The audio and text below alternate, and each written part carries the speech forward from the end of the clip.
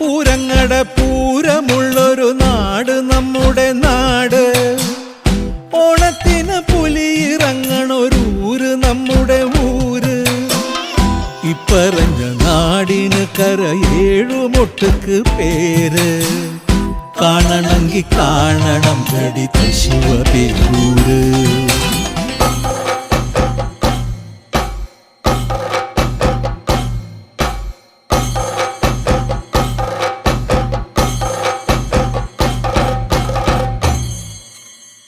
നാടിനൊത്ത നടുവില് പച്ചക്കൊട പിടിക്കണ കാട്.